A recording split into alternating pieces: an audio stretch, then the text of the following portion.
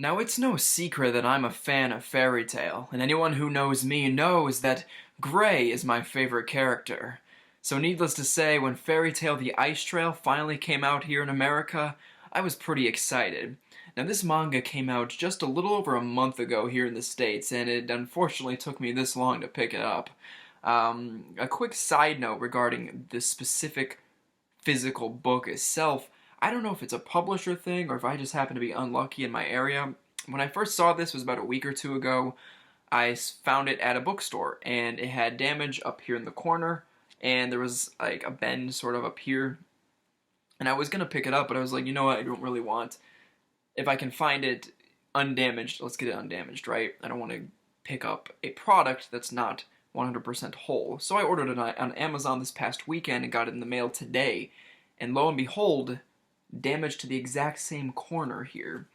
Also, just a little bit of wear and tear, I guess you could say, right here along the edge of the front cover. Now, like I said, I don't know if that's just because Kodansha messed it up when they were packing things up to ship it to the retailers, or if possibly that I just have really bad luck when it comes to buying certain manga. But Fairy Tail the Ice Trail, a prequel series, in a way, to Fairy Tail, written by Hiro Mishima's assistant, Yusuke Shirato, with, I'm assuming, some type of supervision from Mishima himself. I don't know a ton on the creation of this. I only know so much. Now, this series takes place not entirely before every single event in Fairy Tail. In a way, yes. In a way, no. In the series itself, you obviously flash back to Gray's past. Ironically, you flash back to this guy's past, and he gets his own manga before some of the other characters who are supposedly the main characters, those being Natsu and Lucy. You get a lot about this guy. This takes place after all of the events with Ur and with Leon and all of that, and with Deliora. Was that the demon's name? A little hard to remember. It's been a while. So this takes place after all of that. It's in between.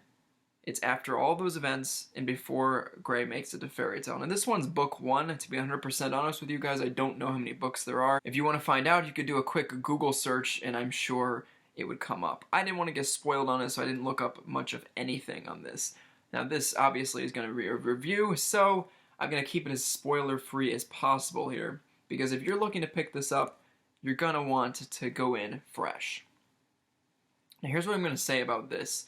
Like I said, it doesn't establish a new beginning for Gray outside of what we already know. We already know what his past was like, what happened to his family, what happened to his teacher, and everything along those lines. So obviously, if you just started watching Fairy Tail, you're going to need to at least be through the first couple arcs. Otherwise, this isn't going to make a whole lot of sense to you.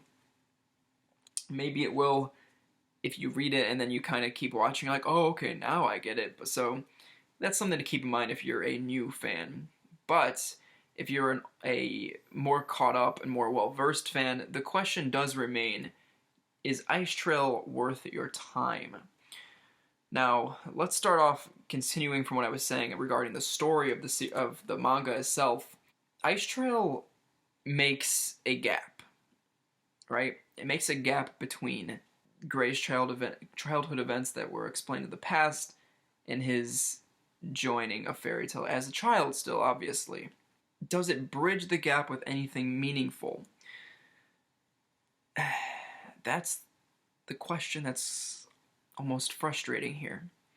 Because Ice Trail, yes, it gives you a closer look at the character, but to me, and it could be because it has been so long since I've seen these initial flashbacks, but to me, Gray doesn't seem like this. This doesn't seem like it adds a whole lot in terms of character. He's the same guy that you already saw him as in the original flashbacks. Or if I say the same, I mean roughly the same. Now, obviously, we're only talking volume 1 here. This could be a set of a number of volumes. I'm not sure how many. Let's just assume there's, I don't know, 4 or 5. I know Fairy Tail Zero is only a handful as well. And that's fine. Over the course of all of Ice Trail, that it could lead to one amazing backstory for Fullbuster here. But as far as Volume 1 goes, you're not going to get a whole lot of that. You're going to get a decent amount of time with the character, time in which you'll see him do certain actions with certain people, some of which who have very strange names. For example, one is Cappuccino, and there's another named Milk Baby. I don't know where these people get their names from, but that's what you're getting here. Now, let's just read the back a little bit here. It says, after a battle with an evil demon, an entire village is laid waste. All perish except for one boy. Keeping his master's teaching close to his heart, this lone survivor sets out on a journey westwards in search of new sights and unimaginable power. The boy's name, Gray Fullbuster. And for the first time, experience Gray's childhood adventures and follow him down the path that will lead him to Fairy Tale. Now, most importantly here, I'd say one of the most important things at all that happens in this book that would probably lean people to purchasing it, and I'm not going to say any events, but you can already get an idea just by looking at the back here.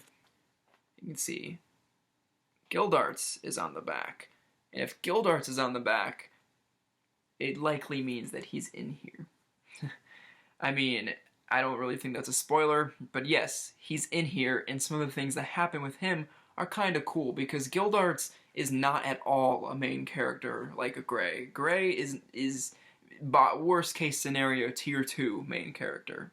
Best case, tier 1. And getting interactions with Gildarts and getting information on him in general, I think personally is always a nice touch, because he is so absent for a lot of the story of Fairy Tale. When you get to see him here, it is kind of a fresh take, and you're getting a younger Gildarts than what you see in the current anime, or regular running manga, whatever you prefer to enjoy for your form of entertainment. Now, as with the story down, like I said, I wasn't going to delve too much into it. Talking about the art is great. It is very consistent. I don't read the Fairy Tale manga, but it is consistent with the style of what you might come to expect from Fairy Tale. Here's a bit of a picture here. It won't really spoil a whole lot, I wouldn't assume, but it looks good. Very similar to the front cover. The art is done well. It's flashy enough. It keeps you entertained really well enough. It's still a nice page turner, which I think is really important for these types of manga. What Ice Trail does well, as I was saying, with it being a page turner, it packs a decent amount of information in one volume, a decent amount of content, whereas with some series, namely, first that comes to mind, Bleach, one of the most recent volumes of Bleach, it might be the newest or the second newest, something along those lines, was like one event, and that encompassed virtually the whole volume, and it felt like you didn't get anywhere, right? This one volume gives you progress. It gives you that feeling of progress, and it gives you that feeling of the beginning steps to this adventure. So, all in all, because you can't really rate a manga on its animation or sound, that's kind of the gist of things. I don't want to make this video too long. Would I recommend this? That's tough to say, to be 100% honest with you. Without knowing anything else about what comes on later in this side story manga, prequel manga, whatever you want to call it, it's really tough to say. I would say, even as a big fan of Gray, I would not say in this state that it is something you have to go out and get right now. I'd say if you're a big fan of Gray, I recommend it, because for certain characters in certain series, or if you're a big fan of Gildarts too, I would recommend it. I was hoping that going into this, I would learn more about his past, more about things that are really relevant to the character, and so far I haven't quite gotten that. You might get a little bit of it at best, but for me, it just wasn't quite what I was wanting. Like I said, Gray's my favorite character. You have to consider your own personal opinions, biases, what have you, when deciding to purchase this. If you don't like him at all, you're not probably going to want this. Was it enjoyable? Yes. Do I think purchased at full price? I don't know, the going price for this is $10.99. I paid a couple bucks cheaper because I got it online, but it's tough to say. I'd say on this one, if you're just a casual fan, wait for it. Wait for it to get a couple volumes in to see how it progresses, because at the end of the day, it is a side project, because it is by Yusuke Shirato. It isn't technically 100% by Hiro Mashima. So if you're just a regular Fairy Tail fan, you're not quite sure, you're on the fence, you're not as hardcore into the series, you can probably sit on this. You probably don't need to get it right off the top. Wait and see what happens, wait and see how it develops. I'll be getting the rest of them because I already have number 1, and unless something really stupid happens that makes me hate it, I'll get all of them because I like to collect, as you can see. And that's not even all of them. But that's what I have to say about Fairy Tail: The Ice Trail. So if you guys have already read this, please let me know what your opinions are of it. I'd love to see what people think. Please do not spoil anything in the comments. Nothing relating to the overall plot of the main series or this as well. I'd love to keep it as spoiler-free. So thank you so much for that, at least. So in that regard, I hope you guys have enjoyed this video. And with that, I'll catch you guys next time.